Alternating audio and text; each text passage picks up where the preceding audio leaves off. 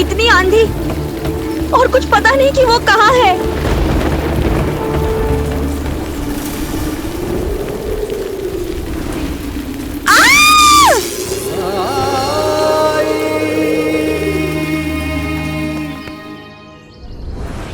धार्मिक वीडियो सबसे पहले देखने के लिए हमारे चैनल को सब्सक्राइब करें और बेल आइकन दबाएं। आपने मेरे मुन्ने को देखा? कहीं पे वो वहाँ पे था। मुन्ना मुन्ना कमला को कहीं देखा? आपकी तबीयत तो ठीक है? तबीयत ठीक है मेरी। मुन्ना को ढूंढ रहे हैं, कहीं देखा है क्या? इधर देखते, इधर। मुन्ना मुन्ना काकी काकी, आपने मेरे मुन्ने को देखा? मुन्ना मुन्ना काका काका, आपने मेरे मुन्ने को देखा? नहीं। मुन्ना मुन्ना। चंपा, क्या हुआ तुम्हें? चिपरी, मेरा मुन्ना कहीं मिल नहीं रहा है। मुन्ना मुन्ना कहाँ गया वो?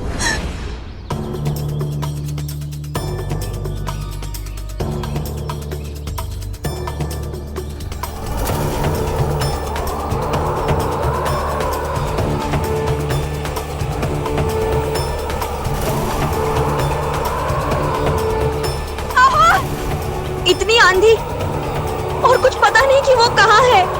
परेशान मत हो चंपा, वो मिल जाएगा।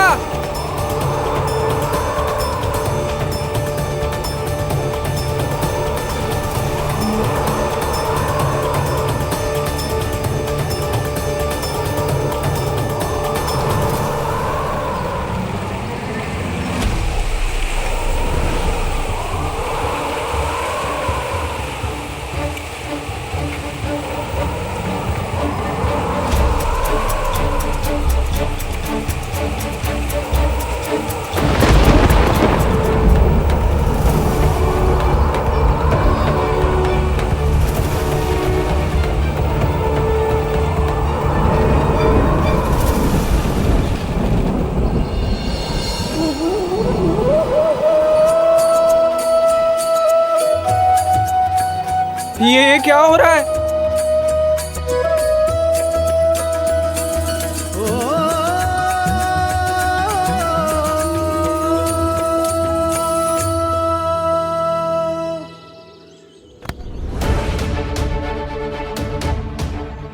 चंपा चंपा चंपा, अरे तू बता तो सही, क्या हुआ है? मुझे भी नहीं पता काकी, साई ने बुलाया आपको। साई? हाँ काकी, आप जरा वो चंपा को देख लीजिए। अभी देखती हूँ। साई, क्या हुआ है चंपा को और तुम उसका इलाज क्यों नहीं कर रहे?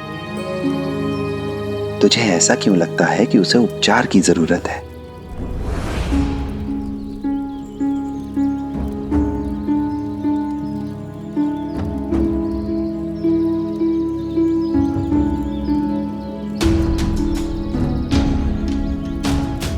तू अगर ये सोच रही है कि मुझे ठीक करके तू चैन से सोएगी, तो ये तेरी भूल है। उठ बेटी, आंखें खोल बेटी, आंखें खोल।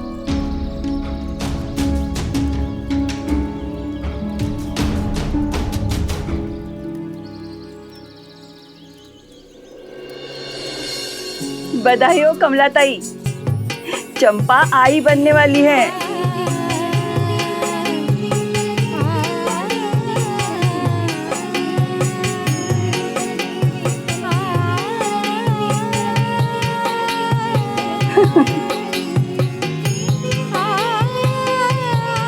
सच? हाँ, लेकिन ये होश में क्यों नहीं आ रही है? इसकी तबीयत तो ठीक है ना? कमला काकी, आपके चेहरे पर आजी बनने की खुशी से ज्यादा चंपा के लिए चिंता देखकर बहुत अच्छा लग रहा है मुझे। आप निश्चिंत रहिए, ये बिल्कुल ठीक है। अब मुझे सबक मिल गया है साईं, आप कृपा करके इसे होश में लाइए।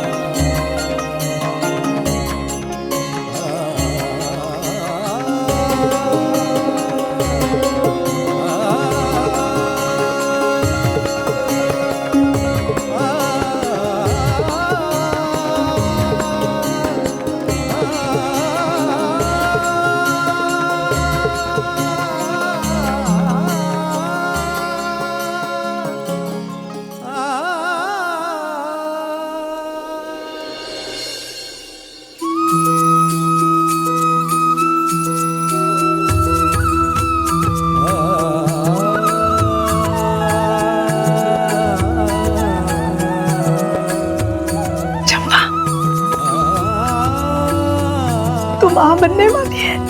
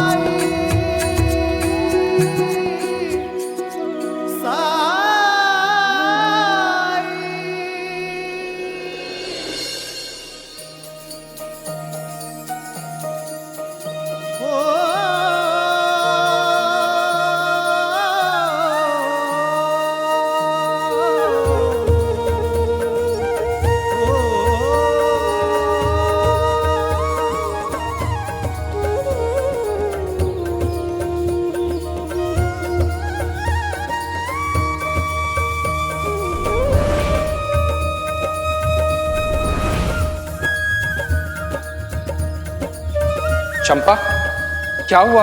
वो गुड़िया जो साई ने दी थी वो मैंने खो दी। क्या हुआ अगर तुमने एक बेजान गुड़िया खो दी तो? एक असली को देखा, इतना ध्यान भी तो रखा है तुमने।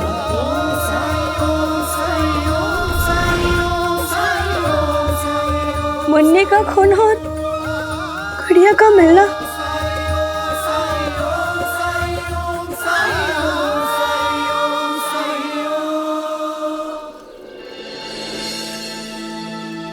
साई, मुझे ऐसा क्यों लग रहा है कि ये सब आपने किया है?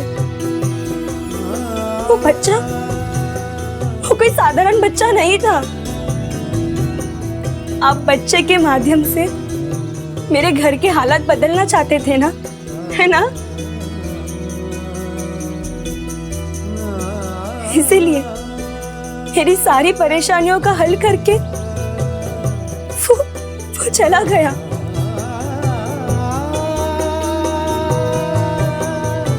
और उसके जाते ही मेरी खोख में ये असली वाला गुड्डा आ गया।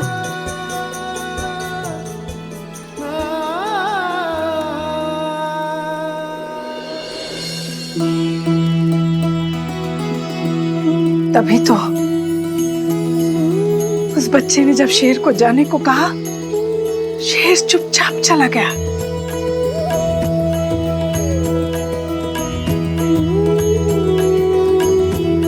शेर ने बच्चे की बात मानी?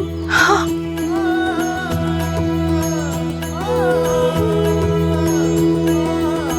साईं, वो बच्चा तुम्हारा रूप था।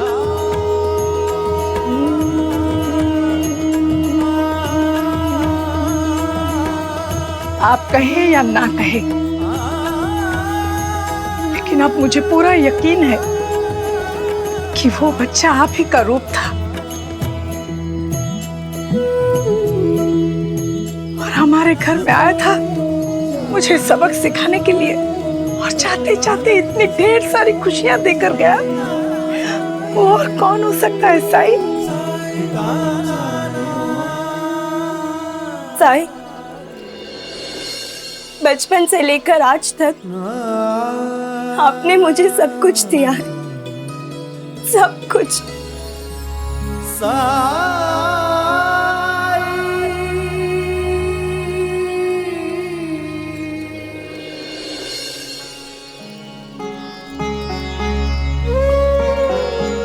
चंपा का स्वास्थ्य पहले से अब बेहतर है। कमला काकी तो काका के साथ शहर चली गई, इसलिए चंपा की देखभाल अब वसुधा काकी कर रही है। साई, तुम्हें एक बार उससे मिलना चाहिए, उसकी खुशी देखनी चाहिए।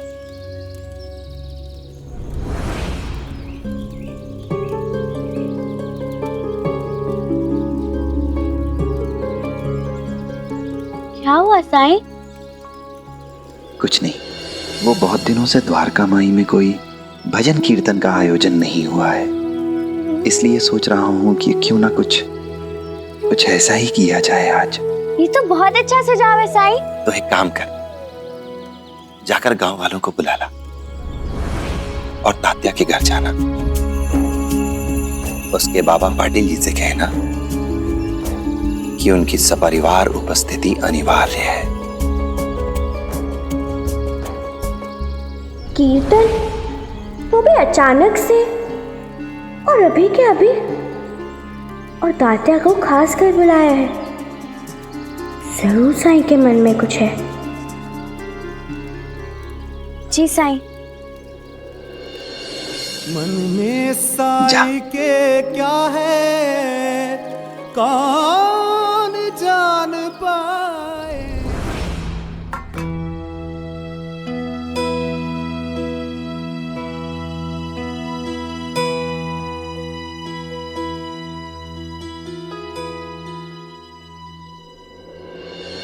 कर्ज की किस्त चुकाने की तिथि नजदीक आ गई है, पर पैसों का इंतजाम नहीं हो पाया है। हे खंडोबा, मदद करो।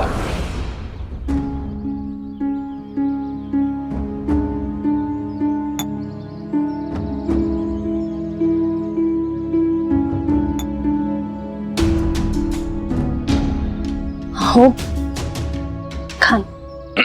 चलिए खाना शुरू करते हैं। जी। आज तात्या नहीं दिख रहा। तात्या वो तो सुबह से खेत में लगा हुआ है। अच्छा। वो सब्जियां मंडी में भेजनी है ना, उसके काम में लगा होगा। अच्छा। आप लोगों की तपस्या तो सफल हो गई, जो आप लोगों को इतना मेहनती और होनहार बेटा मिला। हाँ, मैं तो उस दिन का इंतजार कर रहा हूँ पाटिल जी, जब मेरा मातन बड़ा हो और तात्या की तरह ही मेरे सारे कामों में मेरा हाथ बटाए।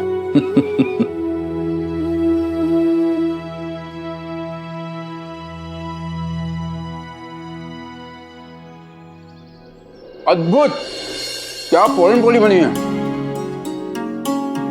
आज तो कम से कम 1 दर्जन खा ही जाऊंगा मैं। आप तो बात ही मत कीजिए महासापति जी, आप सिर्फ बोलते हैं सालों से और जब खाने की बात आती है तो 5-6 पूरन पोली खा के अस्त पस्त हो जाते हैं आप। हाँ हाँ, आप तो ऐसे कह रहे हैं जैसे एक बार में दर्जनों खा जाते हैं। आपसे ज्यादा तो अभी भी खा सकता हूँ।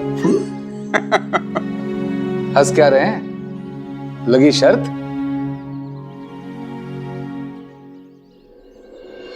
लगी। चलिए। वाह, ये दोनों फिर शुरू हो गए। अरे ये तुम लोगों की उम्र नहीं है, शोभा देता है क्या ये सब करते हुए? आई, आज भी हम आपसे उतने ही छोटे हैं जितने तब थे। और आई, खाने में कोई उम्र नहीं होती है। शुरू हो जाइए महासापति जी।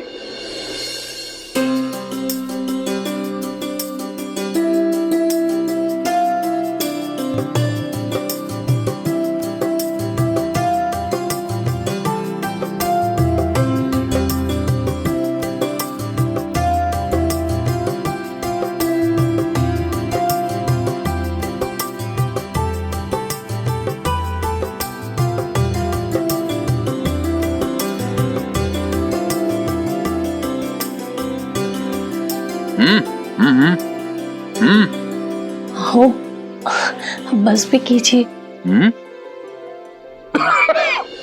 अरे क्या हुआ? संभाल के, ये लीजिए। बस बस हाँ? अब बहुत हो गया, अब एक भी पूरन पोली नहीं मिलेगी। मैं जीत गया।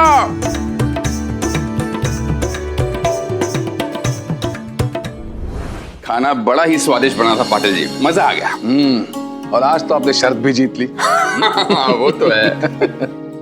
हाँ। ये लीजिए।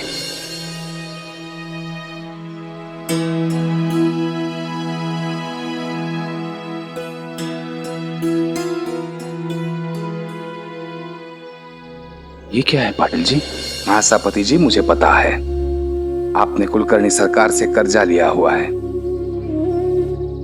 और मुझे यह भी पता है कि इस महीने की किस्त देने में आपको थोड़ी सी मुश्किल हो रही है।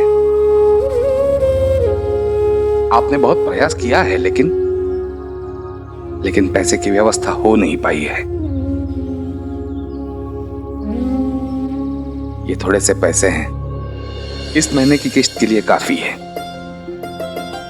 अगले महीने की किस्त के बारे में अगले महीने सोचेंगे।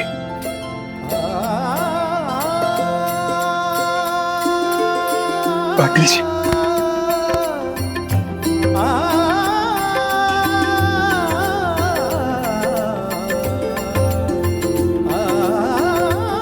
मैं आपको बयान नहीं कर सकता हूँ पाटिल जी कि इस समय मेरे लिए इन पैसों की अहमियत क्या है।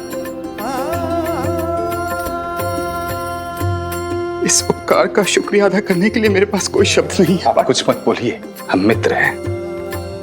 अगर मुझे जरूरत होती तो आप भी यही करते।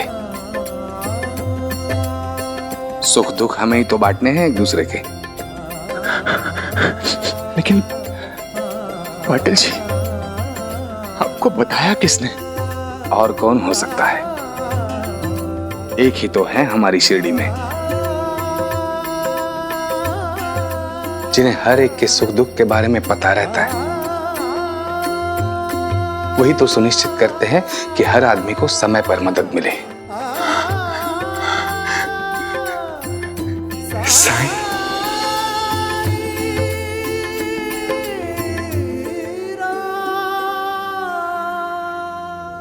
आपको क्या मजा आता है दूसरों का समय बर्बाद करके? ये तो तात्या की आवाज है। किस पे गुस्सा हो रहा है? तात्या, बेटा मेरी बात सुन। आपसे बार बार कहा कि समय से आइए, लेकिन आप हैं कि एक कान से सुनते हैं और दूसरी कान से निकाल देते हैं। बेटा मैं तो बहुत पहले निकल गया था, लेकिन ये गाड़ी का पहिया। बेटा देखिए, मुझे आपके बहानों सुनने में कोई रुचि नहीं है। गर्मी पड़ रही है, सब्जियां सूखती जा रही है। इस समय तक रोज सब्जियां मंडी पहुंच जाती थी। अभी आप मंडी लेके जाएंगे सब्जियां तो कौन खरीदेगा? आपके कारण मैं नुकसान में क्यों रहूं? देखिए, अगर आपसे काम नहीं हो रहा है ना तो साफ साफ कह दीजिए, मैं किसी और को ढूंढ लूंगा। कल जाने की कोई जरूरत नहीं है। तात्या बेटा मुझे माफ कर दो, मैं कल से समय पर आऊंगा। बेटा बरसों से मेरा परिवार तुम्हारे परिवार के लिए काम करता आया, मुझ पर एक बार रहम कर दो बेटा। सखाराम, ये क्या कर रहे हो? पाटिल जी मुझे काम से मत निकालिए। इस उम्र में मैं कहां जाऊंगा काम मांगने? आप बताइए। शांत हो जाओ, कोई आपको काम से नहीं निकाल रहा है। जल्दी से सब्जियां ला दिए और मंडी चाहिए। आइए। आई, उनके बहाने सुनने के पैसे नहीं देता हूँ मैं। व्यापार है। लेकिन किसी इंसान के मान सम्मान से बड़ा है व्यापार? किसी से कुछ भी कहने से पहले एक बार सोच तो लो उसकी उम्र के बारे में। तुम्हारे बाबा की उम्र के हैं वो, और तुम उनका अपमान कर रहे थे। देखिए आई, अगर उन्हें लगता है कि बेटा बेटा कहने से मैं उनकी उम्र का लिहाज करूंगा तो शायद ये उनका भ्रम है जो मैंने आज तोड़ दिया। जमाना बदल रहा है आई। अगर मालिक की तरह व्यवहार नहीं करेगा ना तो लोग सर पे चढ़ जाते हैं। इसी बात को गांठ बांध के मैं कारोबार कर रहा हूँ और मैंने व्यवसाय में सफलता भी पाई है। फिर भी मैं यही कहूंगी, अनुशासन के लिए किसी का अपमान करना ठीक नहीं है। तात्या, जब तेरे बाबा ने तेरे आजोबा के साथ काम करना शुरू किया तो लगभग तेरी उम्र के थे, लेकिन उनके कर्मचारी तेरे बाबा के सामने सर झुका के बात सुनते थे और आज भी सुनते हैं। इसलिए नहीं कि अप्पा अपने कर्मचारियों पे गुस्सा करता था, वो इसलिए क्योंकि उसने अपने कर्मचारियों के साथ कभी भी बदतमीजी नहीं की, कभी गुस्सा नहीं किया, प्यार से पेश आता था। तू भी उससे कुछ सीख।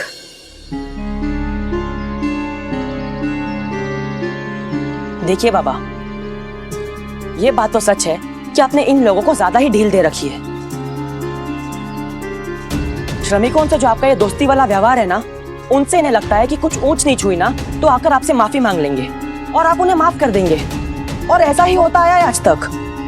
लेकिन आज इस आदमी को सबक मिल गया कि मुझे बहलाना फुसलाना टेढ़ी खीर है। थोड़ा गुस्सा करना जरूरी है बाबा, हाथ के नीचे काम कर रहे लोगों को काबू में रखने के लिए। अब आप देखिएगा, कल से ये समय से पहले से आएंगे। अच्छा अप्पा जी, भाईजान का अब हम लोग चलते हैं। कुलकर्णी सरकार को किश्त देनी है। भाईजान का अरे अच्छा हुआ आप सब मुझे यहीं मिल गए। साईं ने सबको द्वारका माई बुलाया, कीर्तन रखा है। अच्छा, हम आएंगे, सबको साथ लेकर आएंगे। मैं नहीं आ सकता, मुझे कुछ काम है। तुम्हें तो खास करके बुलाया साईं ने। शायद उसे अंदाजा था कि तुम कोई ना कोई बहाना जरूर बनाओगे, इसलिए साईं ने खास कर तुम्हें आने के लिए कहा है। लेकिन वेकिन कुछ नहीं। तात्या, कुछ दिनों से तुम इतने व्यस्त हो कि तुम्हारे पास न परिवार के लिए समय है और न साईं के लिए। मैं कुछ नहीं सुनना चाहती, तुम हमारे साथ चल रहे हो। ठीक है।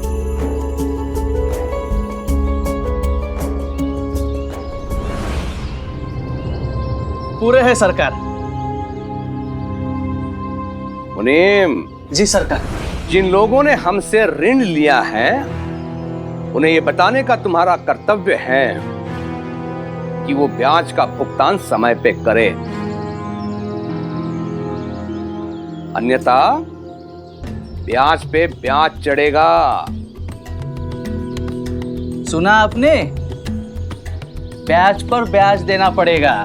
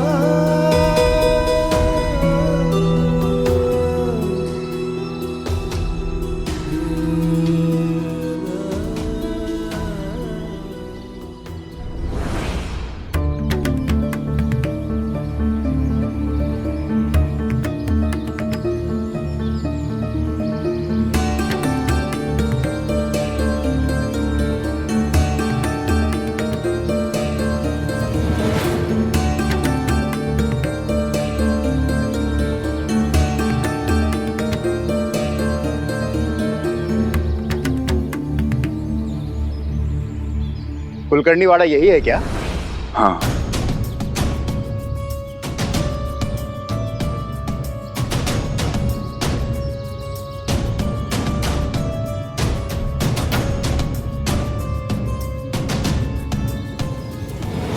कौन है ये लोग? पहले कभी देखा नहीं।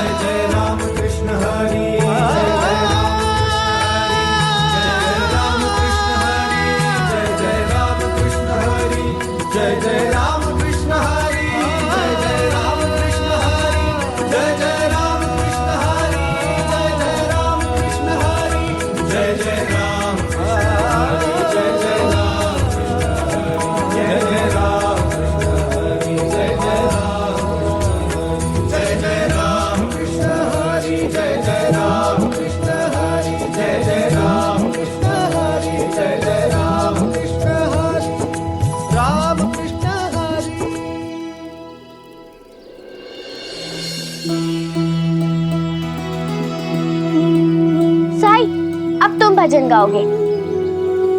भजन कीर्तन का कार्यक्रम हो गया। अब मैं सभी को एक कहानी सुनाऊंगा।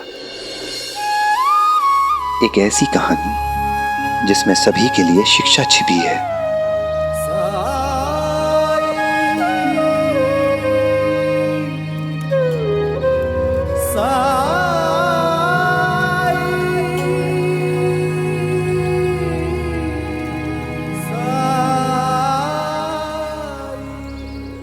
प्राचीन समय की बात है। एक ऋषि थे जमदग्नि। ऋषि जमदग्नि अपनी पत्नी रेणुका और 5 पुत्रों के साथ आश्रम में रहा करते थे। एक बार अपनी पत्नी रेणुका के मर्यादा विरुद्ध आचरण से क्रोध में आकर उन्होंने अपने बड़े पुत्र को आदेश दिया कि वो जाए और अपनी मां का वध कर दे। जब बड़े बेटे ने उनकी बात नहीं मानी तो उन्होंने क्रोध में आकर ऐसा श्राप दिया कि जा पत्थर का बन जा।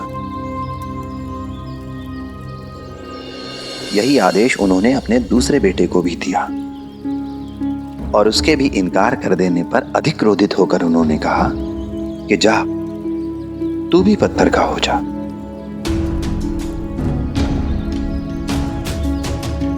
एक एक करके ये आदेश उन्होंने अपने 4 बेटों को दिया और चारों ने ही मना किया। चारों बेटे पत्थर में बदल गए। अब बारी आई सबसे छोटे बेटे परशुराम की। परशुराम जी अपने पिता के क्रोध से, उनके स्वभाव से परिचित थे। वो जानते थे कि अगर उन्होंने इनकार किया तो वो भी पत्थर के बना दिए जाएंगे। इसलिए उन्होंने अपने पिता के आदेश को स्वीकार कर लिया और वध कर दिया अपनी मां रेणुका का।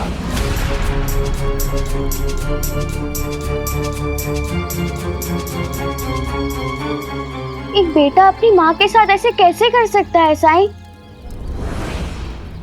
अपने पिता के क्रोध के आगे परशुराम भी मजबूर थे, विवश थे, क्योंकि क्रोध एक ऐसा भ्रम है जिसे अगर समय पर नियंत्रित न किया जाए तो वो क्रोध करने वाले को ही अपने नियंत्रण में ले लेता है और फिर उससे उसी को नुकसान पहुंचता है। महर्षि जमदग्नि अपने पुत्र के आज्ञा पालक होने से बहुत प्रसन्न हुए और उन्होंने परशुराम जी को 2 आशीर्वाद, 2 वरदान मांगने के लिए कहा। तो परशुराम जी ने अपनी मां रेणुका और चारों भाइयों को जीवित करने का वरदान मांगा। महर्षि जमदग्नि को अपनी भूल का एहसास हुआ। अपने बेटे की बुद्धिमानी और उसकी परिपक्वता से बहुत प्रसन्न हुए वो। खुश होकर उन्होंने अपनी पत्नी और चारों पुत्रों को पुनर्जीवित कर दिया।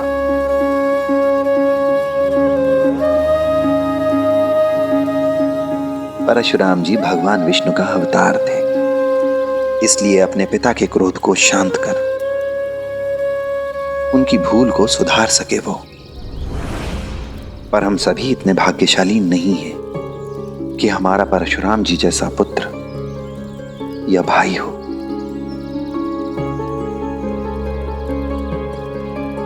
क्रोध बहुत छोटी चीज है, लेकिन अहंकार जो कि क्रोध से पोषित होता है, जो क्रोध के माध्यम से अपने महत्व, अपने वर्चस्व को स्थापित करना चाहता है, वो क्रोध को बड़ा बना देता है। इतना बड़ा बना देता है कि हम अपनी होने वाली क्षति, अपने होने वाले नुकसान को भी देख नहीं पाते हैं। लेकिन साईं, क्रोध तो सबको आता है ना? हाँ अध्यापक जी, क्रोध सभी करते हैं, सभी को क्रोध आता है और यह बहुत स्वाभाविक है। पर क्रोध एक ऐसा अतिथि है जिसका कभी स्वागत नहीं करना चाहिए, सत्कार नहीं करना चाहिए। क्रोध आएगा, आपके पास बैठेगा, पर आप शांत रहिए, कुछ मत कहिए, बस केवल उसे देखते रहिए। कुछ देर बाद जब उसे एहसास हो जाएगा कि उसके लिए यहां कोई स्थान नहीं है, तो वो अपने आप चला जाएगा। इसलिए क्रोध की अवस्था में कोई भी निर्णय नहीं लेना चाहिए। मन के शांत होने तक इंतजार करना चाहिए, क्योंकि निर्णय लिया जाना चाहिए शांत मन से, बुद्धिमानी से, विवेक से।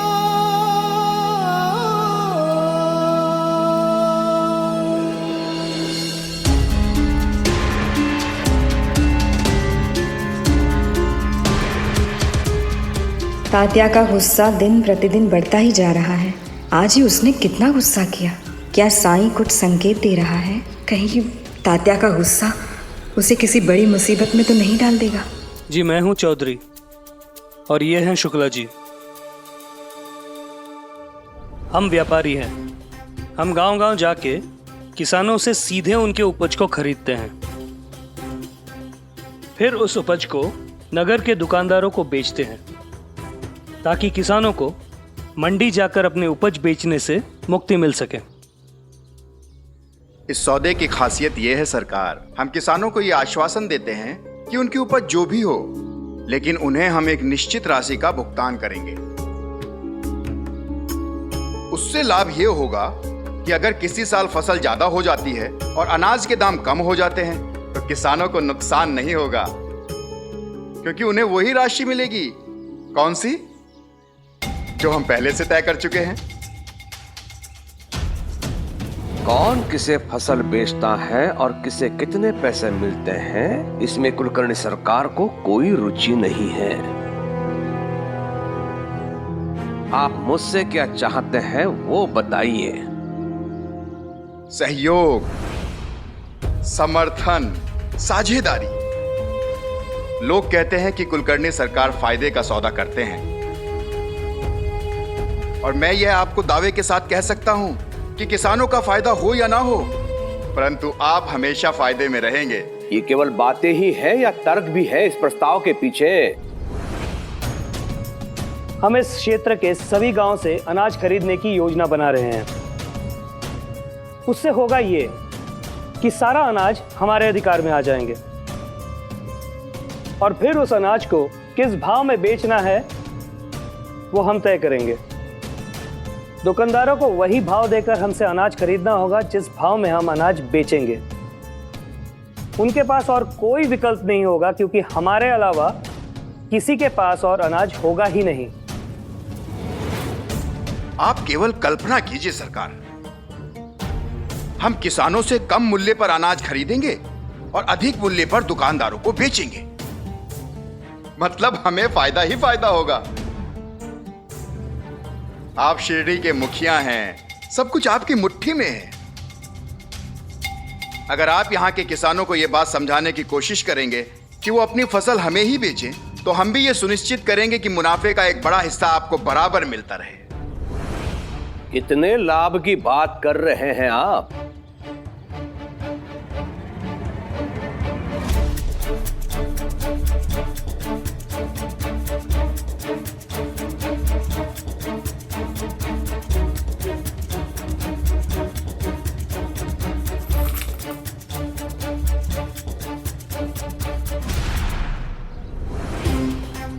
ये नजराना आपके लिए है सरकार,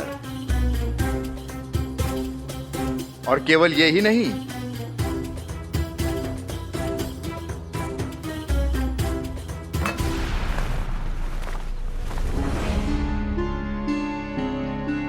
ये लीजिए सरकार।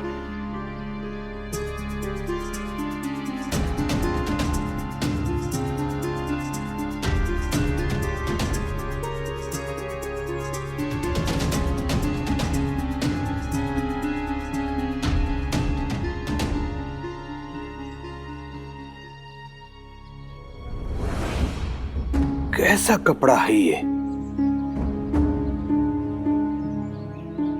इतना मुलायम, और इसकी बुनावट तो देखिए। क्या है ये? टेरिकॉट, ब्रिटेन से आयात किया गया है।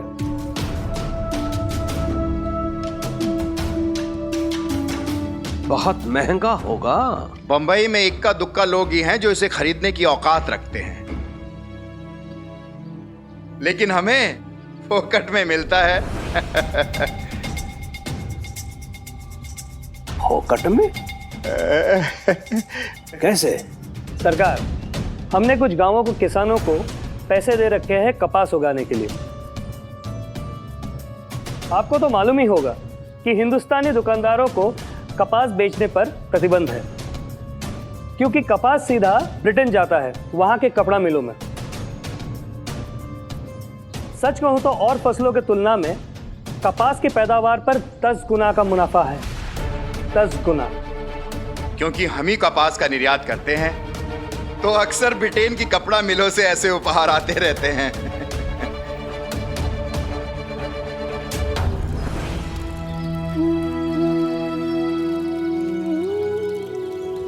अरे रुकिए, कहाँ जा रहे हैं आप? ये लोग आपसे पहले आए हैं, चलिए कतार में लगिए। कतार में रुका तो बहुत वक्त चला जाएगा। मेरा साई से मिलना बहुत जरूरी है। बहुत दूर से आया हूँ। मेरी पत्नी बहुत बीमार है। कृपा करके मुझे अंदर जाने दीजिए। सच में साई से मिलने के बाद मुझे मेरी बीमार पत्नी के पास भी लौटना है। ठीक है, मैं साई से बात करती हूँ। नहीं जिप्री,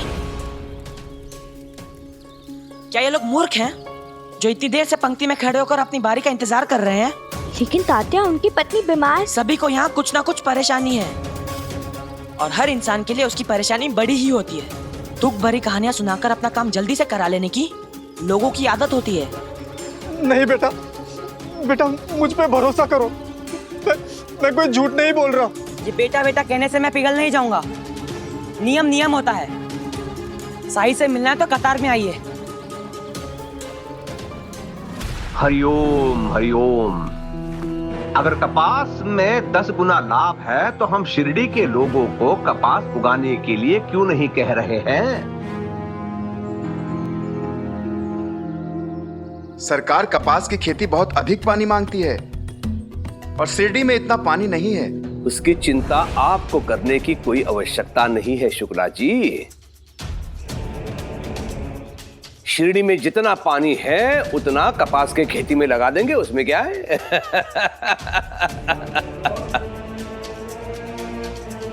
10 गुना लाभ। सोच लीजिए सरकार, बाद में दिक्कत आप ही को होगी, क्योंकि कपास की खेती से गांव में पानी की कमी हो जाएगी,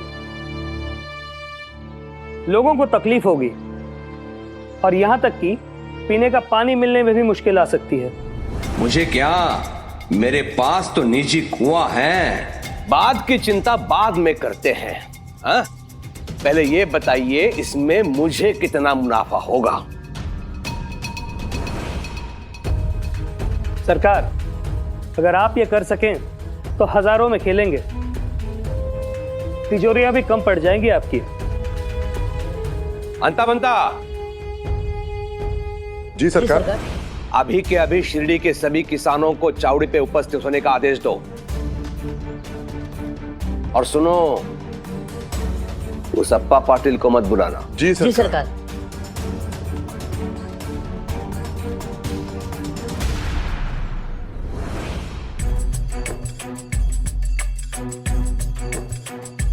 आपसे एक सहयोग चाहिए था।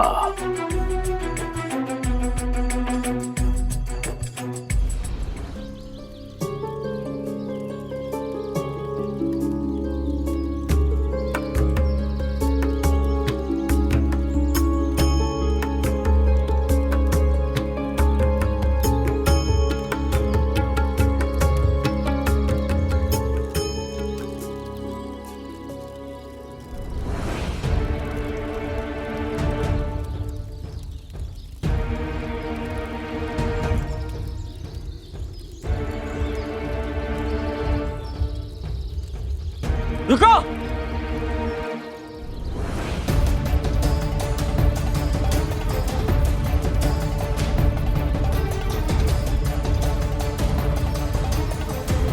मेरी बात समझ नहीं आती आपको? मना किया था ना? मना किया था या नहीं? मजाक हो रहा है क्या यहाँ? नियम समझ में नहीं आता है? जाइए, जाकर अपनी कतार में खड़े होइए, वरना यहां से बाहर निकाल दूंगा।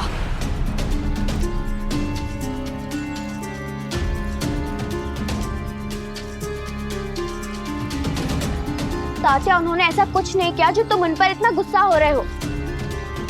शांत हो जाओ। नहीं हो सकता शांत। जब कहा था इन्हें कतार में खड़े होइए तो चालाकी क्यों की? बेवकूफ हूं क्या मैं? सच कह रहा, दोबारा इन्होंने ऐसा कुछ किया ना तो ना ही साई से मिलने दूंगा बल्कि बाहर भी निकाल दूंगा।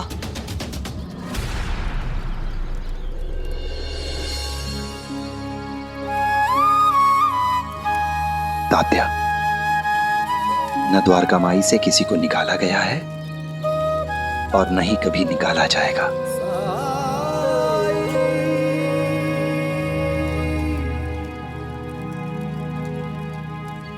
ये लीजिए।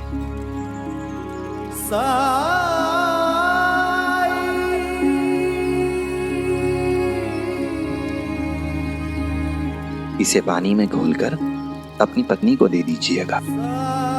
बड़ी मेहरबानी साईं, शुक्रिया। राम जी भला करें।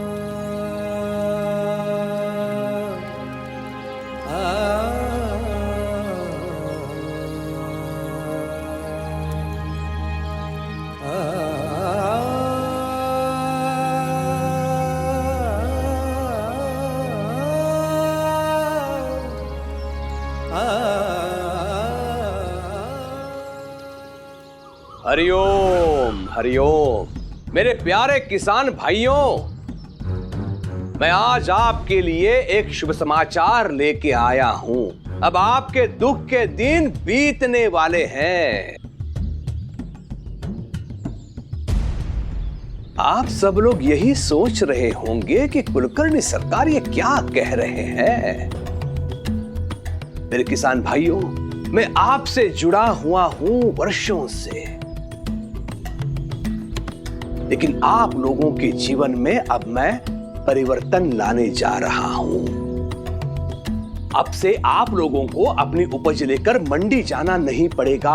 वहां जाकर खरीदार से मोल भाव करने की कोई आवश्यकता नहीं पड़ेगी, क्योंकि वो कार्य आप लोगों के पक्ष में ये दोनों महोदय करेंगे। ये है माननीय चौधरी जी और वो है माननीय शुक्ला जी। इन्होंने भी अपनी शुरुआत आप जैसे निर्धन किसान के रूप में की थी, लेकिन कड़ी मेहनत के बल पर ये सफल हुए और आप लोगों के सामने आज ये बड़े व्यापारी बनके बैठे हैं। ये लोग गांव-गांव जाकर वहां के किसानों को उनकी उपज उचित मूल्य में बेचने में मदद करते हैं। साथ ही साथ ये भी सुनिश्चित करते हैं कि किसी किसान का बच्चा भूखा ना सोए। अब आप लोगों की फसलों को ये लोग खरीदेंगे और पैसों का भुगतान भी अग्रिम कर देंगे। विश्वास नहीं हो रहा है ना? मुझे भी नहीं हुआ था लेकिन इन लोगों ने मुझे जब उनकी योजना समझा दी, तब मैंने निश्चय किया कि मेरी फसल मैं इन्हें दूंगा और सुविधा का पूरा लाभ उठाऊंगा। हरिओम।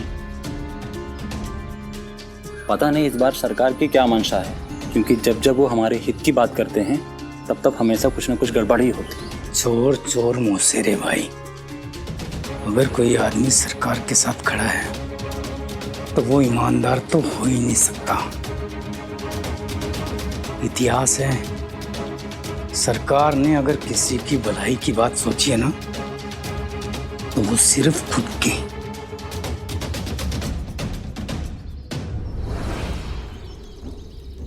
तुम्हें इतना क्रोध नहीं करना चाहिए तात्या।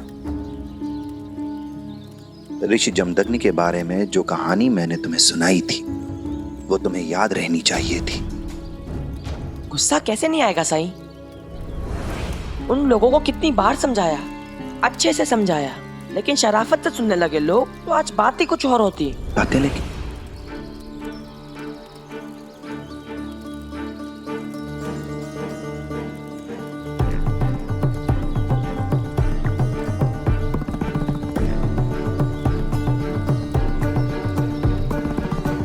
पर तात्या, तुम तो ज्वालामुखी की तरह फूट जाते हो।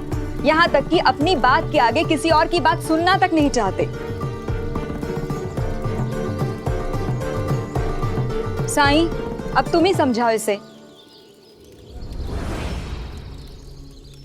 कई दिनों से देख रही हूँ, छोटी छोटी बातों पर गुस्सा करने लगा है ये। आज ही यहाँ आने से कुछ देर पहले ही हमारे सबसे पुराने कर्मचारी पर भड़क रहा था। तात्या,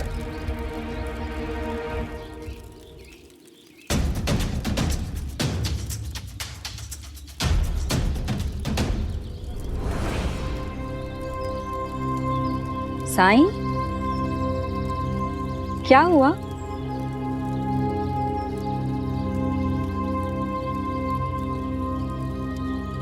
तात्या, महालसापति जी घर गए हैं। उन्हें लेकर जल्दी से जल्दी चावड़ी पहुंचो।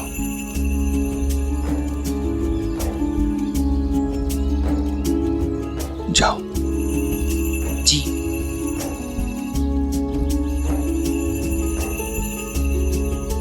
साईं, क्या बात है साईं? आप मेरे साथ आइए।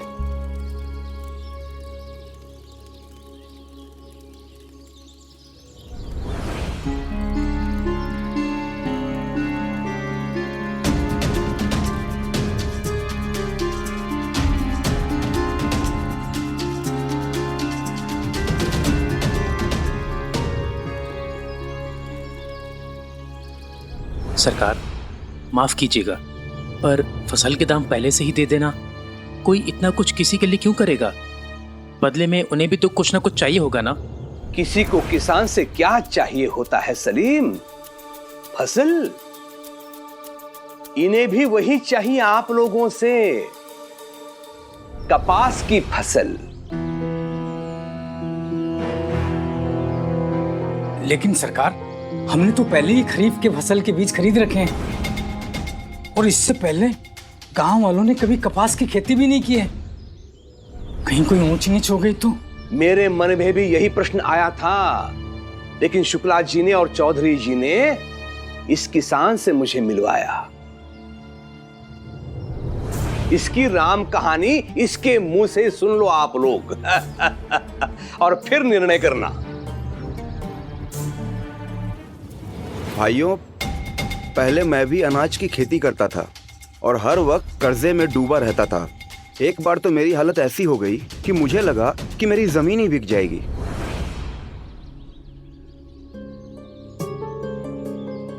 तभी भगवान का आशीर्वाद बनकर मुझे चौधरी जी और शुक्ला जी मिल गए।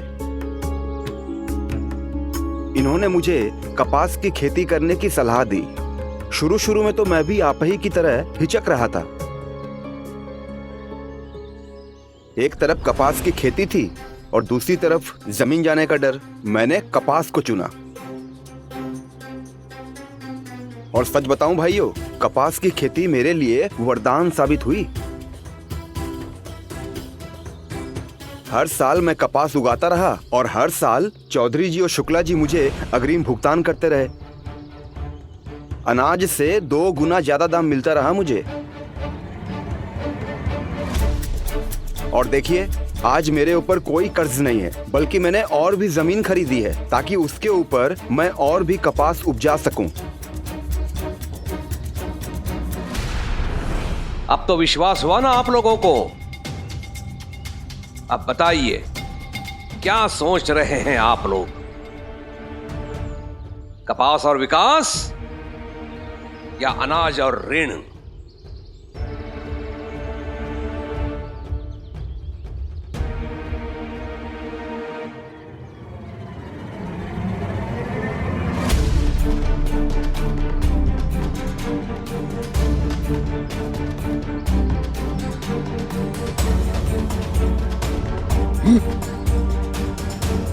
साईं,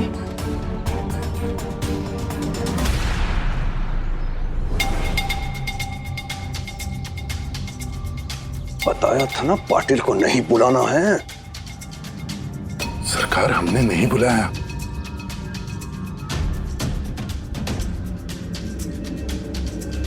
आइए आइए पाटिल जी, आइए। अच्छा हुआ जो आप यहाँ पधारे।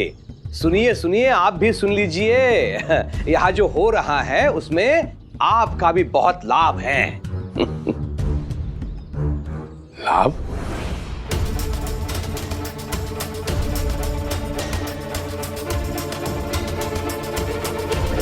और ये लोग हमें कपास की खेती करने के लिए बोल रहे हैं। कपास? हाँ। मुझे कुलकर्णी सरकार की बातों पर बिल्कुल भी भरोसा नहीं है। उन्होंने सारे किसानों को बुलाया पर आपको नहीं बुलाया अब्बा जी। दाल में जरूर कुछ काला है। कपास की खेती शिरडी के किसानों के लिए बहुत बड़ा संकट होगा। गांव के लोग आप पर बहुत विश्वास करते हैं अब्बा जी। सरकार, मुझे नहीं लगता कि कपास की खेती फायदेमंद सिद्ध होगी। पहली बात तो यह है कि हम सब ने खरीफ के फसल के बीज पहले से खरीद लिए हैं। अरे आप चिंता ना कीजिए, कपास के बीज हम आपको उपलब्ध कराएंगे। लेकिन आप जानते ही हैं कि कपास की खेती के लिए कितना पानी लगता है। हमारी शिरडी में पानी का कोई साधन नहीं है, कोई स्रोत नहीं है। अरे पाटिल साहब, बस ये समझिए कि आज से आपकी समस्या आपकी नहीं, हमारी है। पानी की व्यवस्था भी हम कर देंगे। अच्छा, तो आप हमें समझाइए कि यह पानी की व्यवस्था कैसे करेंगे आप? हमारे शिरडी में कोई नदी नहीं है। और दूसरी महत्वपूर्ण बात यह है कि हम आपको जानते भी नहीं हैं। किसी अनजान व्यक्ति पर भरोसा करके हम इतना बड़ा जोखिम कैसे उठा सकते हैं? आपको नहीं लेना है तो मत लीजिए, लेकिन सबके लिए बोलने वाले आप होते कौन है?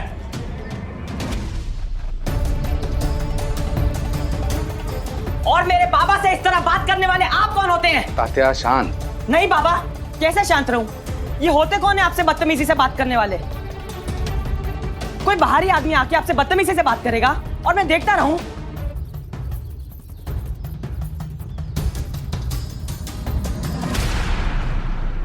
हमारा परिवार पीढ़ियों से शिरडी का पाटिल रहा है और आज भी मेरे बाबा शिरडी के सबसे सम्मानित व्यक्तियों में से एक हैं। वो भी किसी पद के कारण नहीं, बल्कि इसलिए कि वो हमेशा दूसरे के हित के बारे में सोचते हैं। इस गांव के लोगों का उन पर इतना विश्वास है कि उनकी कई बात पत्थर की लकीर है। मैं ना आपको ना आपके। तात्या, शांत शांत हो जाओ तात्या।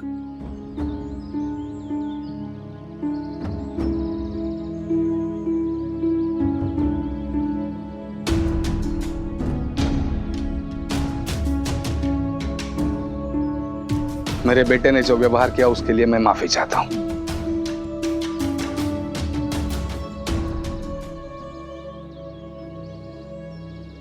लेकिन मेरे कहने का मतलब यह था कि आपके कपास का प्रस्ताव अच्छा है, लेकिन वो हमारे शिरडी के किसानों के लिए नहीं है।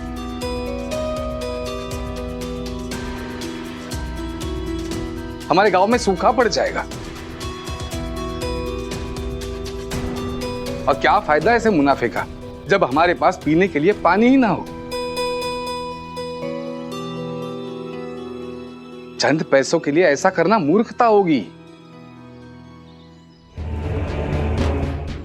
नहीं, यदि यहां मैंने अपना आपा खो दिया तो गांव वालों का संदेह हो जाएगा कि इसमें मेरा भी कोई हित है, लाभ है। हाथ आए इस सुनहरे अवसर को मैं खोने नहीं दूंगा।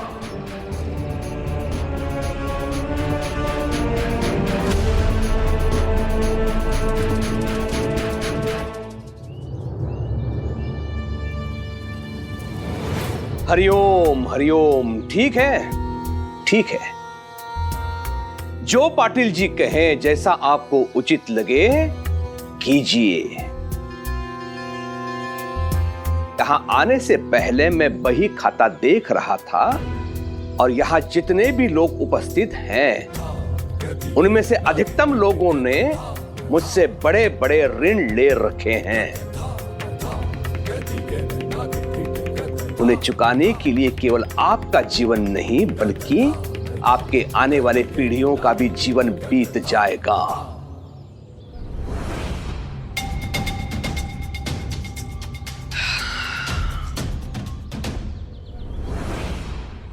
मुनीम जी सरकार।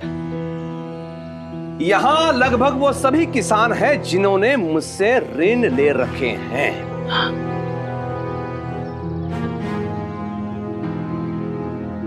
जरा इन्हें बताओ कि इस गति से ये भुगतान करते रहें तो ऋण से मुक्त होने के लिए इन्हें कितना समय लगेगा। जी सरकार, अभी बताता हूं।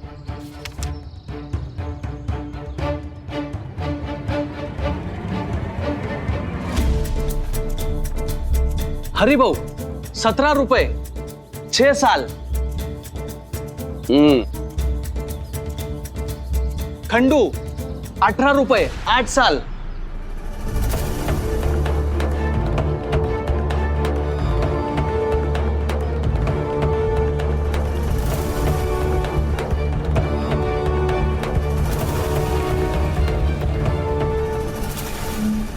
मेरे ऋण में आप लोग यहां तक डूबे हुए हो, यहां तक।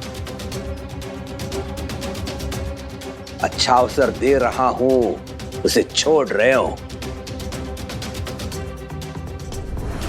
फिर से एक बार सोच लो, कपास के खेती के कारण पानी की कमी हो भी सकती है और नहीं भी हो सकती है, केवल एक संभावना है। लेकिन मुझसे लिया ऋण वास्तविकता है। एक दिन का समय और देता हूं।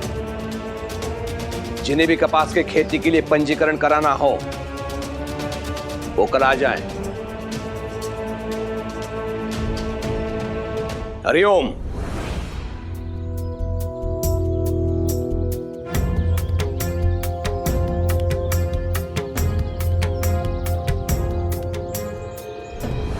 देखा ना बाबा, आज जरा सी आवाज ऊंची की तो कुलकर्णी सरकार भी चुप हो गए।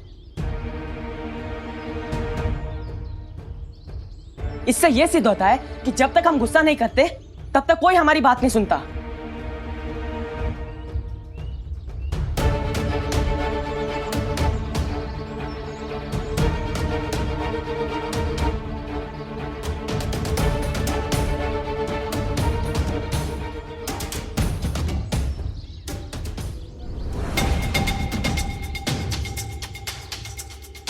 हरिओम।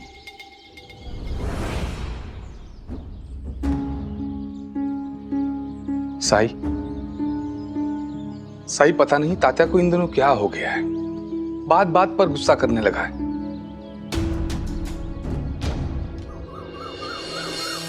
आप तो सबकी समस्या दूर करते हैं। हम भी बड़ी आस लेकर आए हैं। बताइए सुमति, क्या सहायता कर सकता हूँ आपकी? साईं, मेरी समस्या इनकी ईमानदारी है। अपनी सच्चाई और आदर्शों के चक्कर में ये खुद का ही नुकसान कर बैठते हैं। खुद को राजा हरिश्चंद्र समझते हैं, लेकिन बदकिस्मती से है लकड़हारा। इस रोजगार में हमारी आमदनी नहीं होती थी, इसलिए बीच में हमने सोचा कि क्यों ना एक गाय खरीद ली जाए। दूध बेचकर कुछ पैसे कमाए जाएंगे। कर्ज लेकर गाय ले ली, लेकिन हमारी बदनसीबी, वो बीमार गाय थी।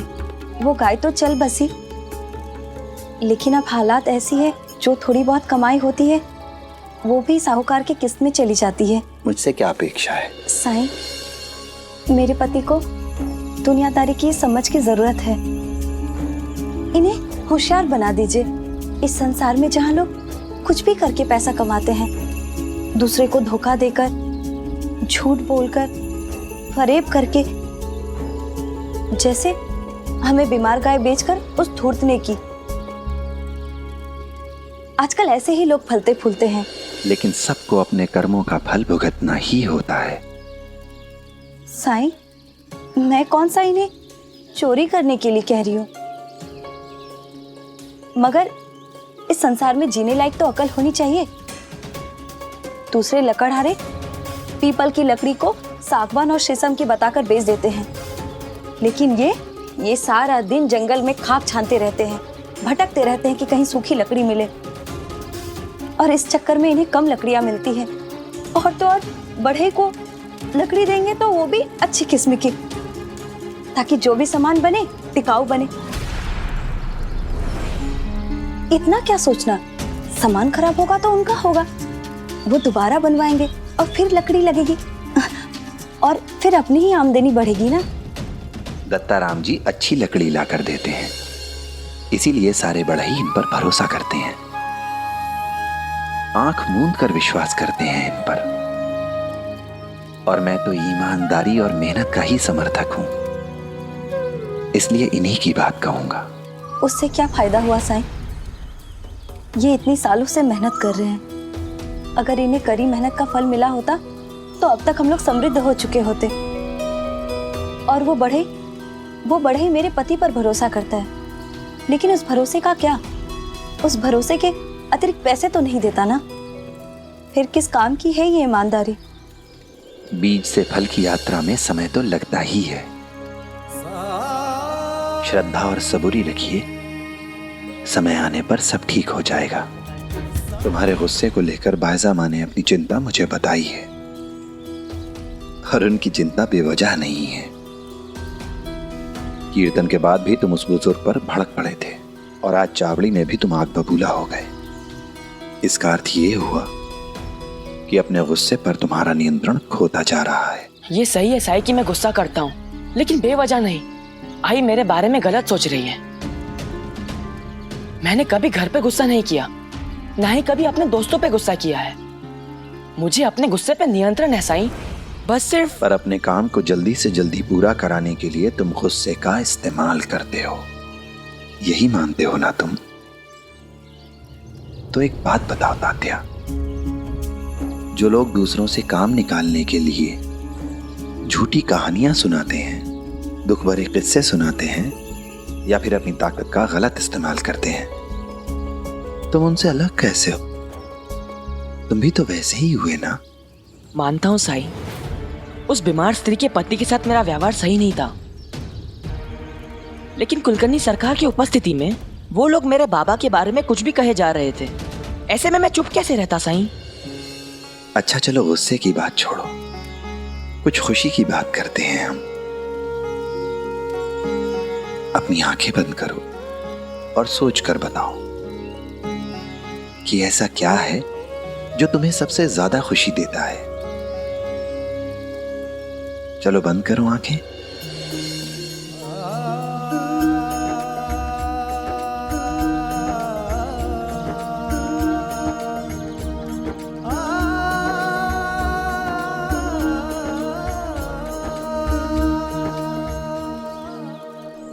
जब मैं अपने बाबा को खुश और बेफिक्र दिखता हूँ, और ऐसा तभी होता है जब वो मालसा काका के साथ होते हैं। ऐसा क्यों लगता है तुम्हें?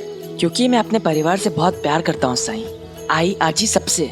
लेकिन जब बाबा की बात आती है तो मुझे आज भी याद है उन्होंने हमारे लिए कितनी कठिनाइयां उठाई हैं। कभी हम पर आंच नहीं आने दी, दिन रात हमारे लिए मेहनत करते हैं, आई की मदद करते हैं, आजी की सेवा करते हैं। ऐसा पति, पिता, पुत्र हर किसी को नसीब नहीं होता साईं। मैं अपने बाबा को खुश देखने के लिए कुछ भी कर सकता हूँ। ऋषि जमदग्नि की कहानी याद है ना तुम्हें, जो मैंने तुम्हें आज सुनाई थी? अवश्य ही उन्हें भी अपने परिवार से बहुत प्यार रहा होगा, पर अपने क्रोध के कारण उन्होंने अपने परिवार को खो दिया। अब सब ऋषि जमदग्नि तो है नहीं जो मृत को जीवित कर दें, पत्थर में प्राण फूंक दें। कहीं ऐसा ना हो तात्या कि जो चीज तुम्हें सबसे ज्यादा खुशी देती है, अपने क्रोध के कारण तुम उसे ही खो दो। नहीं साईं, मैं ऐसा कुछ नहीं होने दूंगा। तात्या तुम्हें लगता है कि गुस्से पे तुम्हारा नियंत्रण है, पर यह सच नहीं है। और अगर तुम ऐसे ही गुस्सा करते रहोगे तो एक दिन ये तुम्हारा स्वभाव बन जाएगा, और फिर इस पर तुम्हारा कोई भी नियंत्रण कतई नहीं होगा। गुस्से में लिया गया केवल एक निर्णय 100 जटिलताओं को जन्म देता है। कहीं ऐसा ना हो कि तुम्हारे गुस्से का दुष्परिणाम तुम्हारे अपनों को भुगतना पड़े। ऐसा कुछ नहीं होगा साईं।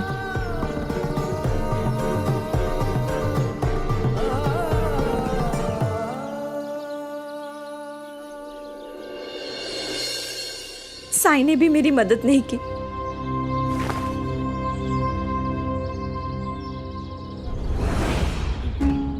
आहो, ये किसकी थैली है? अपनी तो नहीं है। खोल के देखती हूँ क्या? नहीं, ये किसी और की अमानत है। इसे खोल के देखने का भी हक हमें नहीं है। हे भगवान, साई? कहीं साई ने तो मदद नहीं भेजी। मैंने सुना है उनके मदद करने के ढंग बहुत निराले हैं। नहीं, फिर भी नहीं। अगर साई ने मदद भेजी है तो पहले चल के उनसे पूछ लेते हैं, फिर खोलना। चलो साई के पास। नहीं, मैंने तो नहीं भेजी है। वैसे है क्या इसमें? क्या पता क्या है इसमें। ये राजा हरिश्चंद्र तो दूसरों की अमानत खोल के देखने में भी गुनाह समझते हैं, जैसे देखने से ही चोरी का पाप कर लेंगे। पर किसी और की वस्तु पर नजर डालना भी तो चोरी के बराबर ही है।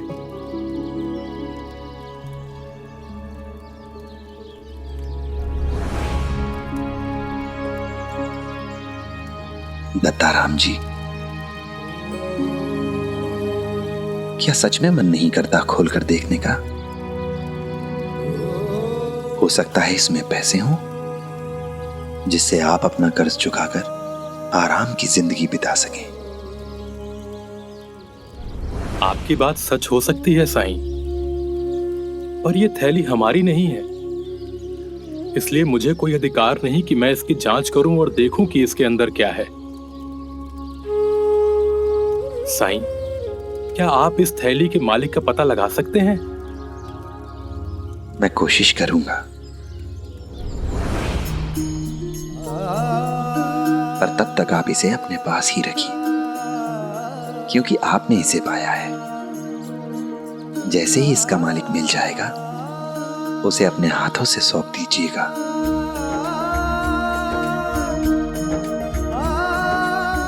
जैसा आप उचित समझे साईं। राम जी भला करें।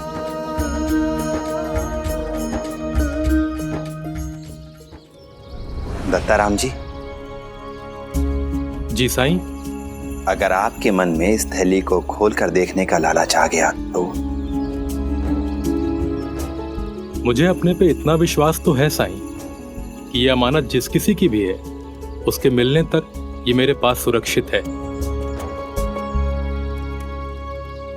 राम जी भला करें। मन में साई के क्या है कौन जान पाए। ओम साई ओम साई ओम साई। पापा आप रहने दीजिए, मैं कर दूंगा। तात्या, मैंने कहा ना मैं कर लूंगा। और अगर तुम्हें मदद करनी ही है तो पानी पिला दो इसे, जाओ। प्रणाम काका। खुश रहो। अप्पा जी क्या कर रहे हैं? अरे मालसापति जी आइए। कुछ नहीं, मरम्मत कर रहा हूँ इसकी। लाइए मैं भी मदद कर देता हूँ आपकी। अरे नहीं नहीं, रहने दीजिए। आप ठहरे पुजारी, आपके हाथ को चोट लग जाएगी। अरे पुजारी हूँ तो क्या हुआ अप्पा जी, ये सब कार्य करना तो मैं भी जानता हूँ। ये देखिए। अरे रहने दीजिए, आप इत्मीनान से बैठिए। अरे वही तो मैं भी कह रहा हूँ आपसे। इसकी मरम्मत मैं कर देता हूँ और आप जाकर आराम कीजिए, जाइए। ये तो ऐसी गहरी दोस्ती पर कभी कोई आंच आ ही नहीं सकती।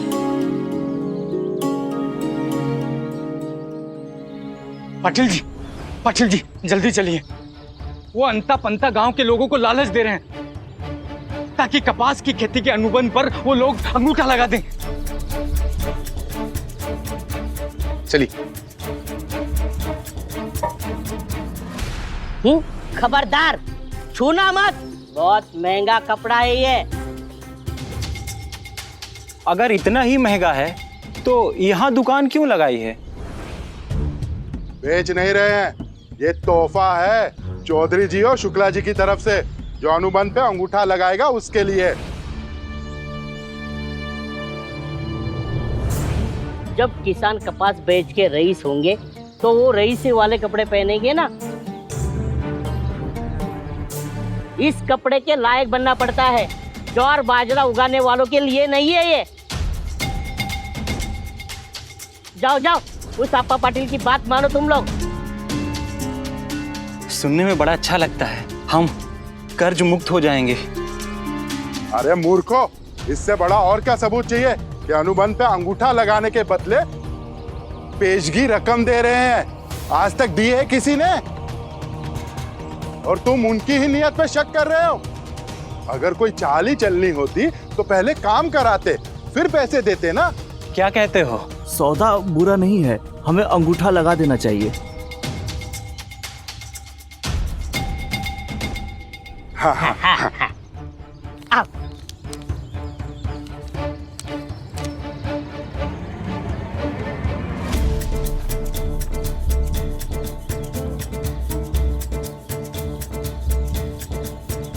ठहरो।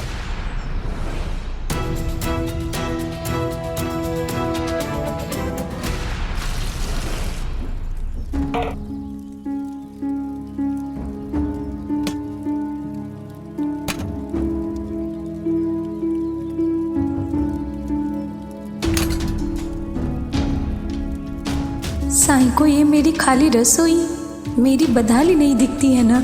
बड़ी उम्मीद से गई थी, लेकिन उन्होंने मेरे पति का ही पक्ष लिया। आहो, खाना बनाने के लिए घर पे एक भी सामान नहीं है। थोड़े पैसे दीजिए तो राशन लेके आओ।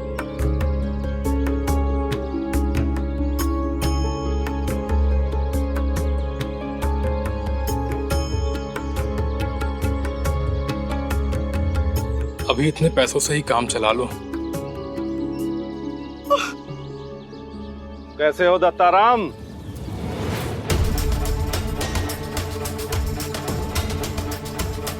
साहूकार जी,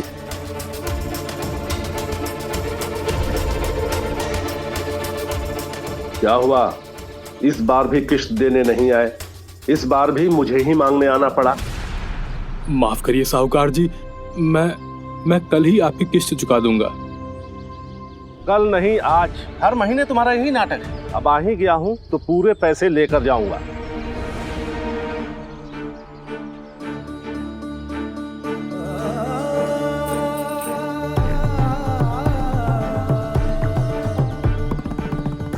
ये क्या? ये तो आधे हैं।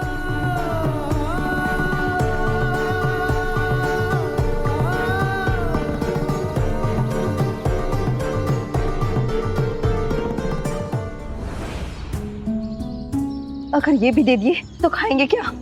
वो बाद में देखा जाएगा, अभी ये पैसे दे दो।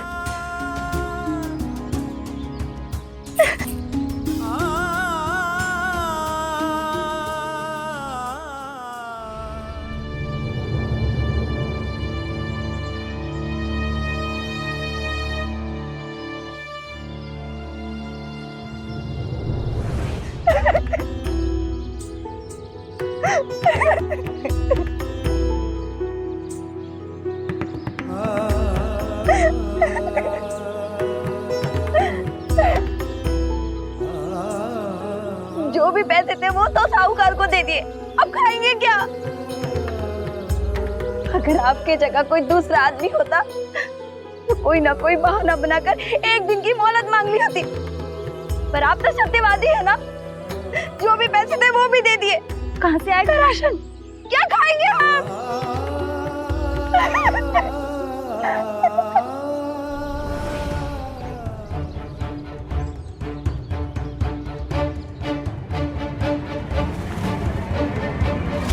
नहीं सुमति, नहीं, ये थैली हमारी नहीं है, पता नहीं किसकी होगी और वो बेचारा भटक रहा होगा।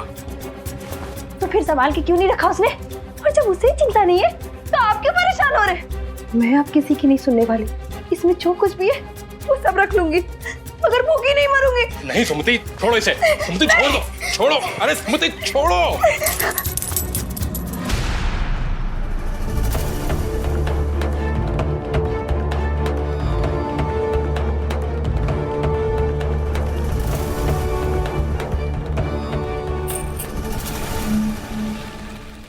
भगवान ने मेरी सुन ली।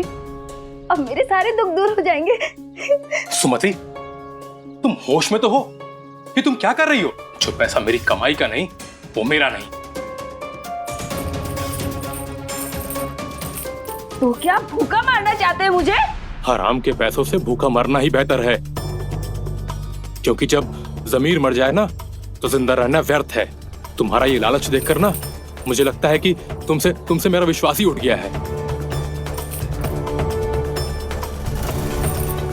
मैं अभी जाकर के साईं को ये पोटली वापस करके आता हूं।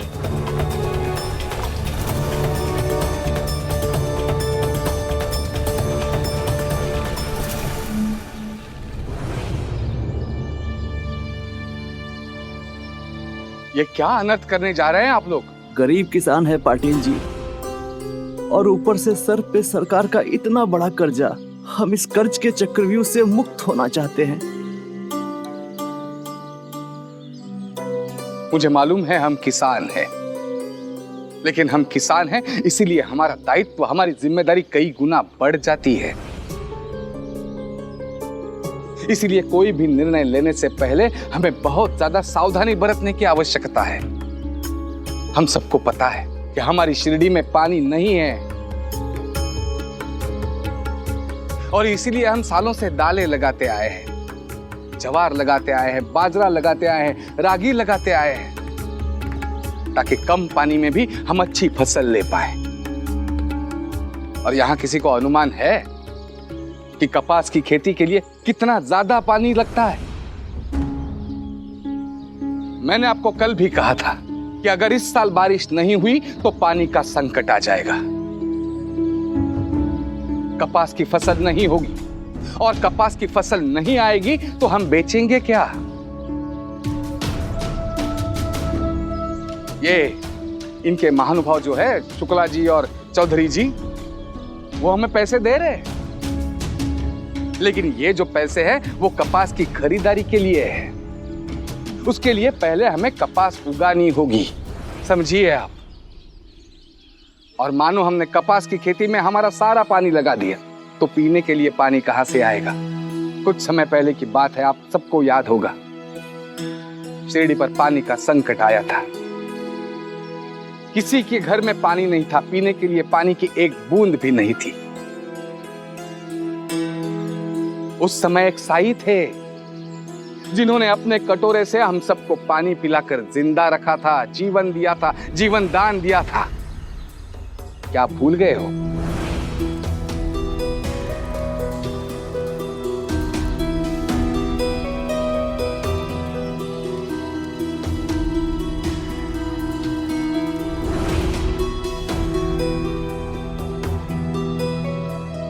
यदि पानी का ऐसा ही संकट फिर से आ जाए तो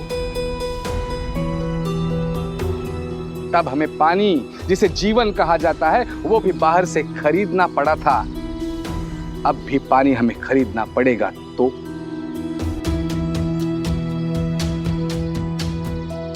इस साल तो कर्जे से मुक्ति मिल जाएगी, लेकिन फिर पीने का पानी खरीदने के लिए भी, कर्जा मांगने के लिए हमें इन्हीं के दरवाजों पर जाना होगा, इन्हीं के सामने हाथ फैलाने होंगे।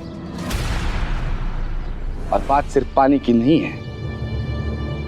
अगर हमने कपास की सारी फसल, सारी उपज इनको बेच दी तो एक तरह से हम पूरा बाजार इनके हाथों में दे देंगे। बाजार में हमारा माल, हमारी उपज खरीदने वाले ये एकमात्र खरीदार रहेंगे, क्योंकि दूसरा और कोई विकल्प कीमत तय करने के लिए हमारे पास नहीं रहेगा। और जब ऐसा कोई विकल्प हमारे पास नहीं रहेगा तब ये लोग जो देंगे वही कीमत हमें स्वीकारनी पड़ेगी। हम उसके लिए मजबूर हो जाएंगे, चाहे वो कीमत कितनी भी कम क्यों ना हो। मेरे विचार से पाटिल जी सही कह रहे हैं, हमें अंगूठा नहीं लगाना चाहिए।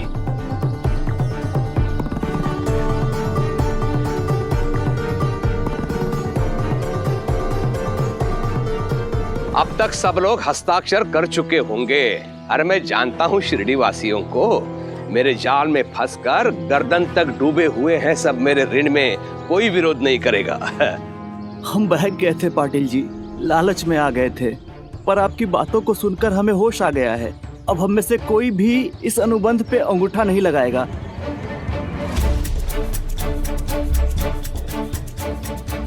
लेकिन ये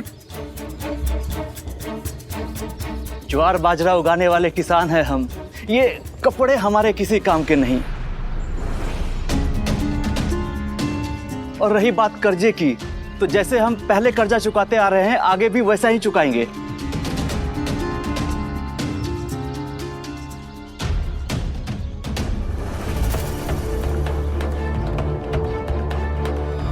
ओ पाटिल जी, आपको अंगूठा नहीं लगाना है तो मत लगाइए, लेकिन दूसरों का नुकसान तो मत कीजिए। चलो जाओ यहां से। अंता!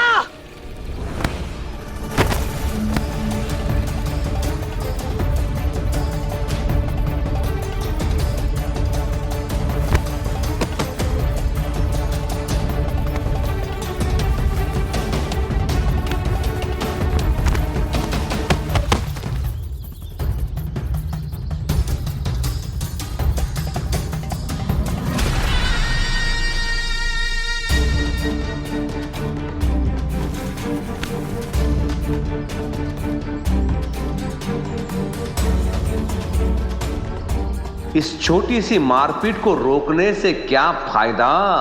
अब तो मुझे तात्या के गुस्से के रूप में वो चिंगारी मिल गई है जिसे मैं अप्पा पाटिल के खिलाफ ही इस्तेमाल करूंगा। हरिओम।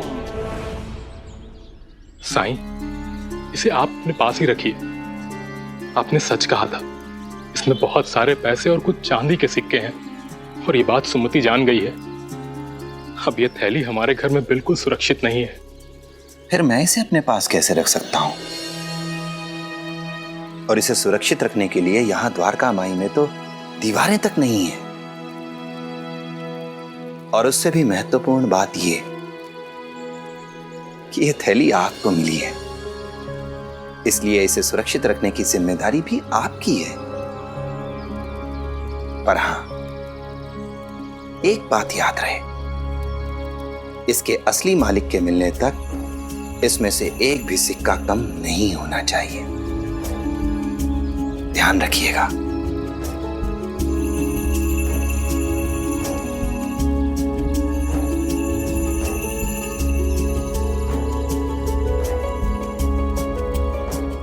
ठीक है साईं, मैं वादा करता हूं, मैं इसका ध्यान रखूंगा। मन में साई के क्या है कौन जान पाए। ओम साई ओम साई ओम साई ओम साई। भाऊ, आपने कहीं लाल रंग का झोला देखा है क्या? नहीं। भाऊ, आपने कहीं लाल रंग का झोला देखा है क्या? नहीं। पता नहीं कहाँ गिर गया। रुकिए। हर खोई हुई चीज का पता साई देते हैं, वही मदद करेंगे आपकी। साईं? हाँ, आइए मेरे साथ। साईं, मेरा एक बहुमूल्य झोला खो गया, बहुत ढूंढा पर कहीं नहीं मिला। मुझे पता है आपका झोला किसके पास है। आइए मेरे साथ।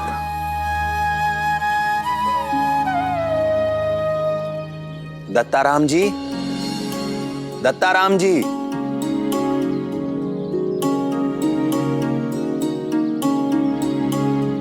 प्रणाम साईं। राम जी भला करें। ये योगेंद्र जी हैं। वो जो झोला आपके पास है वो इनका ही है। भगवान का शुक्र है कि आप मिल गए। मैंने आपकी अमानत संभाल के रखी है, अभी लाया।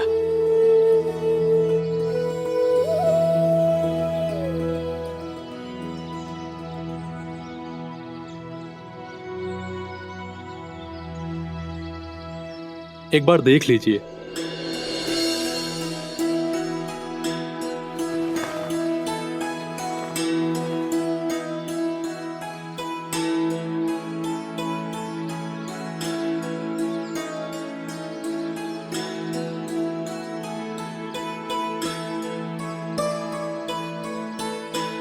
पूरे हैं। शुक्रिया आपका। अब इनाम देगा। अच्छा, हाँ मैं चलता हूँ। योगेंद्र जी। जी सही। किसी ने इतने समय तक आपकी मूल्यवान वस्तु को सुरक्षित रखा, सही सलामत आपको लौटा दिया, तो आपका भी फर्ज बनता है कि ऐसे व्यक्ति को पुरस्कृत करें, कुछ इनाम दें उसे। जिसका डर था वही हुआ। पैसे का हर हालत में नुकसान होना तय ही था। चोरी में नहीं गए, अब इनाम में चले जाएंगे।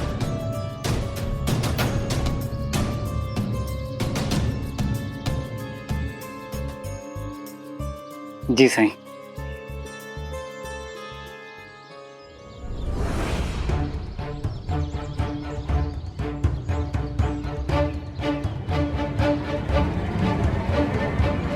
अभी ये रख लीजिए।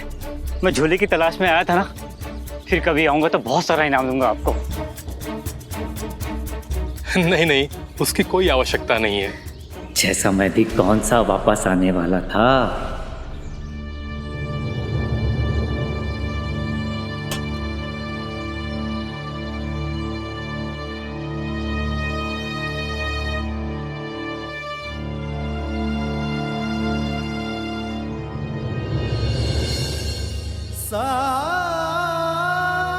क्या आप मुझे इसमें से कुछ गुड़ चना दे सकते हैं? जरूर जरूर साईं।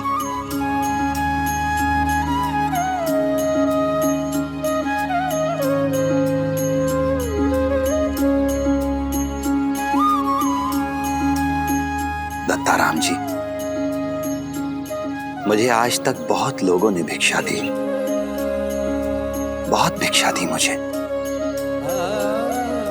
पर आपने जो दिया है वो उसमें सबसे बेहतर है, सर्वश्रेष्ठ है ये।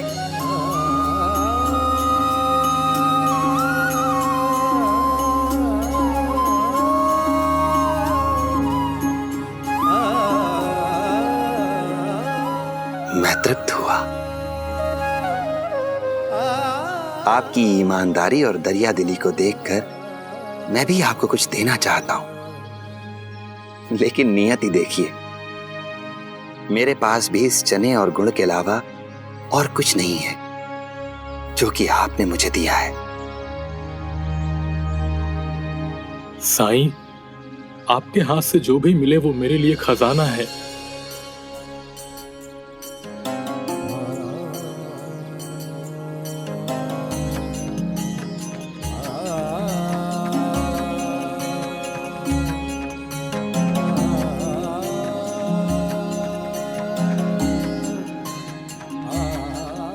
राम जी भला करे।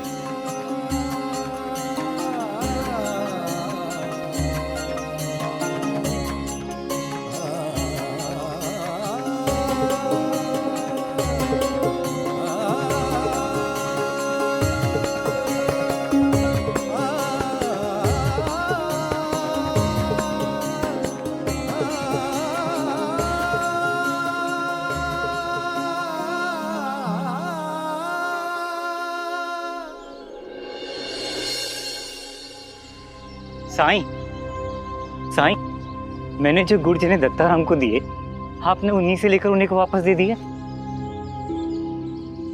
क्योंकि उपहार से ज्यादा महत्वपूर्ण होती है उपहार देने वाले की भावना।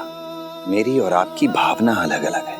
हालांकि आपके पास धन था, आप चाहते तो इसका कुछ हिस्सा दत्ताराम जी को उपहार स्वरूप दे सकते थे, पर नहीं दिया आपने। आपने उन्हें वो गुड़ चने दिए जो आपके लिए बेकार थे। आपने उन्हें गुड़ चने उनसे पीछा छुड़ाने के लिए दिए थे, और मैंने दत्ताराम जी की ईमानदारी, उनकी दरियादिली की सराहना के लिए।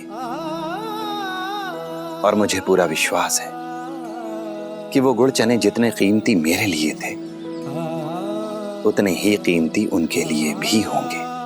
लेकिन साईं, गुड़ चने ही तो थे। आपके विश्वास से भी गुड़ चने ही रहेंगे। अगर विश्वास हो तो पत्थर भी भगवान बन जाता है। आपके पास धन संपत्ति ऐश्वर्य भले ही हो, लेकिन जो अनमोल चीज दत्ताराम जी के पास है वो आपके पास नहीं है।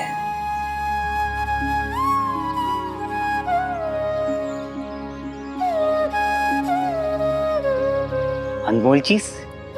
ऐसा क्या है दत्ताराम के पास जो मेरे पास नहीं है? क्या हुआ? कुछ रह गया क्या? जी नहीं, मैं यहाँ इसलिए आया हूँ क्योंकि साई ने कहा है कि आपके पास कुछ ऐसा है जो मेरे पास नहीं है। मैं बस एक बार उस अनमोल चीज को देखना चाहता हूँ। साई ने ऐसा कहा? पर मेरे पास तो ऐसा कुछ भी नहीं है। साई का कहा सच के सिवा कुछ नहीं हो सकता।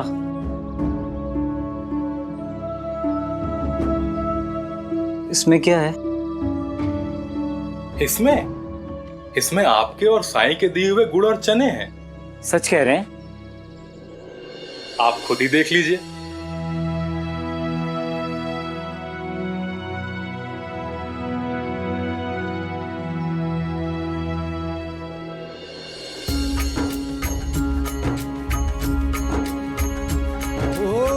कहते हैं किस्मत जिसको कर्म का फल है, जीवन में कर्मयोग का मार्ग ही अटल है। जो कुछ है हाथ में तेरे यही कल है, अच्छे कर्म। क्या हुआ? साई, ये साई की कृपा है, उनका चमत्कार है ये।